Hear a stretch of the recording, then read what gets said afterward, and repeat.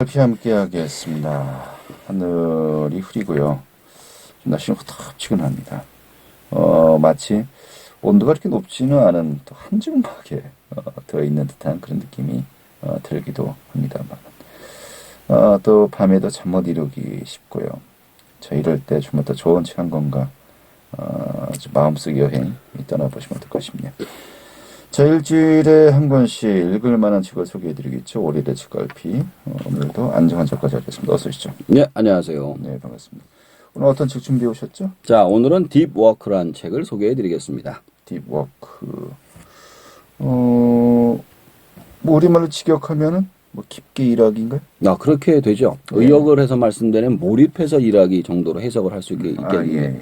여기서 딥워크란 자신이 진정 원하는 중요한 일에 집중할 수 있는 환경을 만들고 그것에 몰두하는 능력을 뜻합니다. 근데 단순하게 계획을 짜서 일을 하는 것을 말하는 것이 아니라요. 운동선수들이 훈련 후에도 몸을 관리하잖아요. 그런 것처럼 딥워크를 위해서는 정신을 끊임없이 훈련해야 한다는 것입니다. 여기서 단순히 의지를 다지는 정도를 넘어서 온전하게 집중하는 상태를 유지하는 환경과 습관을 개발하는 것이 딥워크의 핵심이라고 합니다. 네, 그래요. 사실 어떤 일에 좀 집중을 해야 된다. 이건 사실 뭐 오래된 이야기 아니겠습니까? 그런데, 맞습니다. 요즘 같은 좀 많은 것들이 변하고 있는 시대에 또 집중을 해야 된다. 딥워크. 이런 능력의 또 중요성이 또 이렇게 강조가 된 걸까요? 지금 자동화와 인공지능 시대에 딥워크가 필요한 이유는 두 가지입니다. 첫 번째, 급속한 변화하는 정보 사회 속에서 우리는 늘 초심자일 수밖에 없기 때문입니다. 네. 어떤 가치 있는 일을 해내려면 복잡한 것을 신속하게 학습해야만 하기 때문입니다. 네. 스마트폰이 매년 바뀌잖아요. 그런 것처럼 두 번째는 디지털 네트워크 혁명으로 전 세계가 연결되어 어중간한 결과물은 바로 대체됩니다. 절대적으로 뛰어난 성과를 내려면 몰입은 필수입니다. 그러나 정보 홍수와 각종 디지털의 기기, 상시, 온라인을 접속하는 요구하는 사회 분위기 속에서 일에 몰두하는 능력이 점점 떨어지고 있죠. 동시에 딥워크를 수행하는 능력이 점점 가치가 높아지고 있다고 이야기를 해주고 있습니다. 그래요. 이 책 저자를 좀 소개해 주시죠. 저자 칼 뉴포트는 MIT에서 인공지능으로 박사학위를 받고요. 현재 조지타운 대학에서 재직 중인 전도 유명한 컴퓨터 공학자로 학습과 커리어 분야의 인기 블로그 스터디 핵스를 운영하고 있습니다. 이게 공부 잘하는 법이에요. 네. 최신 디지털 기술이 일에 영향에 미치는 영향을 심도 있게 논의해 온 그는 주의 산만한 요소가 넘쳐난 현대사회에 필요한 단 한 가지 스킬을 딥워크를 해내는 능력으로 정의했습니다. 강력한 집중을 통해 신속하게 학습하고 최고의 성과를 내라는 뉴포트의 글은 수십만 뷰를 기록하고 책으로 이어지며 딥워크 열풍을 일으키고 있다고 합니다. 네. 실제로 이러한 것을 통해서 또 성공한 일갈 일용 또 그런 사례도 많이 있지 않습니까? 예, 있습니다. 빌 게이츠 아시죠? 빌 게이츠는 1년에 2차례 외부와의 접촉을 완전히 끊고 미래를 설계하는 생각 주간을 가진다고 합니다. 조앤 롤링은 해리포터 시리즈의 마지막 이야기를 집필하기 위해 에든버러 도심의 호텔 스위트룸을 통째로 빌렸고요. 카를 융은 호숫가의 작은 마을에 별장을 짓고 자신만이 들어갈 수 있는 방에 분석 심리학의 기틀을 쌓는 논문으로 유명합니다. 오리지널스와 기브앤테이크로 유명한 와튼스쿨의 애덤 그랜트는 강의를 한 학기에 몰아놓고 연구학계에도 연구실을 개방하는 기관에 누구의 방문도 받지 않고 연구에 몰입하는 기간을 갖고 있습니다. 이들의 공통적으로 추구하는 것은 방해받지 않고 최고의 집중력을 발휘할 수 있는 환경, 즉 딥워크를 할 수 있는 환경이라는 것이 저자의 주장이죠.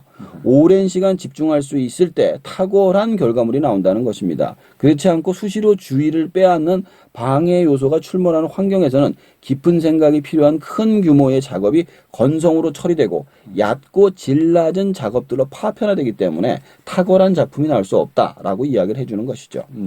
시간의 분산은 질 낮은 작업들로 파편화된다. 그런 예는 사실 우리 일상생활에서도 많이 있지 않습니까? 예, 많습니다. 우선 한꺼번에 확인을 해도 되는 SNS나 메일을 수시로 확인하는 경우가 많죠. 예. 그것도 메일 하나 들어갔다가 낚시 뉴스에 엮여가지고 막 헤매다가 나오는 경우도 있고요. 그게 많죠. 네, 공부나 작업을 하기도 책상을 정리하다가 책상 정리만 하고 공부는 안 하고 시간이 다 지나가는 경우도 있고요. 또 메일을 아까도 얘기한 것처럼 메일 문제라든가 또 다른 뉴스에 얽혀가지고 하는 경우도 다 허다합니다. 이 모든 것들이 뇌가 정보를 대량으로 받아들이지만 체계적으로 정리할 시간과 집중력을 갖지 못해서 생기는 일이다라고 얘기를 해주고 있습니다. 네, 그래요. 좀 공감도 많이 가고요. 그렇다면 이제 그 딥워크의 좀 방법론을 좀 우리가 이야기해야 될 것 같은데요. 자, 책 속에 나온 몇 가지를 소개해드리면 딥워크는 시작의식, 만들기, 시간을 분할하라, 차단의식, 실행하기 등이 나오고 있습니다.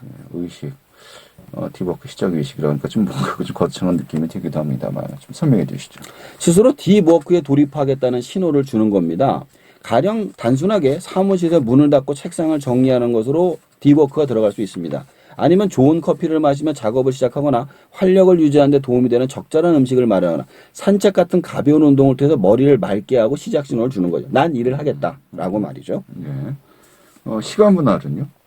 시간을 분명하게 나눠서 딥워크에 할애하고 나머지 일들을 할애합니다. 예를 들어 일주일 중에 주말을 낀 4일을 딥워크에 할애할 수도 있고요. 하루 중 일정 시간을 할애할 수도, 안식년처럼 한 해나 한 시즌을 할애할 수도 있습니다. 사람들은 대개 기간을 분명하게 설정하고 이를 알리려는 노력이 되게 중요하다라고 말해주고 있습니다. 네, 그래요. 차단 의식도 실행하기 이거는 좀 어떤 겁니까? 이건 아마 처음 들어보셨을 건데요. 일과가 끝나면 다음날 아침까지 일에 대한 생각을 일체 하지 않는 겁니다. 네. 일을 위해선 일과가 끝나기 전 그날의 과제를 점검하고 그 다음날 계획을 세우는 차단의식을 치르라고 합니다. 그 후에는 일과와 관련된 생각을 완전히 차단하고 신경을 끈 후 친구들과 담소를 나누거나 저녁을 준비하며 음악을 듣거나 아이들과 놀거나 달리기를 해서 뇌에 휴식을 꼭 줘야만 한다라고 얘기를 해주고 있습니다. 그렇군요. 자, 그 외에 또 방법론들은 어떤 것들이 있나요? 무료함을 받아들여라. 그러니까 심심한 것을 견디는 훈련을 해야만 한다고 합니다. 지금 보면은 거의 안 그러잖아요. 네네. 잠깐만 심심하면 스마트폰 들여다보잖아요. 그렇죠, 예. 이게 뇌를 망치는 거예요. 아하. 그러니까 우리가 음식 위에 간식을 자꾸 먹으면 비만이 되는 것처럼 그 잠깐의 정보가 뇌를 망치는 거거든요. 그러니까 소셜 미디어를 끊어라. 이거 굉장히 힘든 얘기죠. 네네. 이거 근데 무조건 끊으라는 얘기 아니라 일정 시간 동안 일정 기간, 하루 중에 몇 시간은 하지 말라는 거죠. SNS는 예측할 수 없는 간격으로 개인화된 정보가 계속 들어와서 중독성이 아주 지나칩니다. 그래서 일과를 정해서 집중하는데 큰 지장을 초래할 수 있기 때문에 하루에 안 받는 시간을 정해놓고 있어라는 거죠.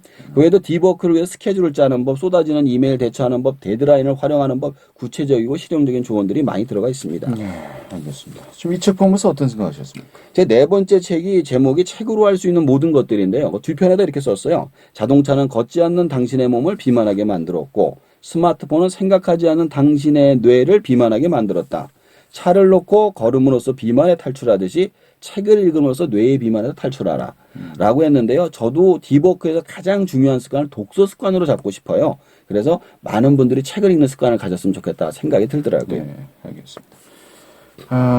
일단 집중하기 위해서는 뇌를 좀 휴식을 취하게 해라. 이러면 또 많은 분들이 잠깐 동안에 그 뇌 쉬는 것을 견디지 못하고 항상 뭔가 스마트폰을 만드는 것이 아닌가라는 분석도 많이 있습니다만 요즘 그래서 많이 요즘 그 대두되고 있는 것이 멍 때리기 아니겠습니까? 맞습니다. 멍을 때린다. 이게 달리 또 이야기하면은 아무 생각도 하지 않고 뇌를 쉬게 하자는 것인데 이 필요성들을 이제 좀 과학적으로 왜 필요한지 또 많이들 설명이 되고 있는 것 같아요. 그 처음에 나왔을 때 바보들의 행진이라고 막 놀렸었어요. 아니에요. 근데 이제 점점 사람들이 활성화되면서 그걸 느끼는 거죠, 이제는. 자, 일단은 집중을 하기 위해서는 뇌를 쉬게 해야 된다. 일단은 스마트폰이 없으면은 잠시라도 못 견디시는 분들 그런 분들이 한번 좀 이 책을 좀 읽었으면 어떨까 싶네요.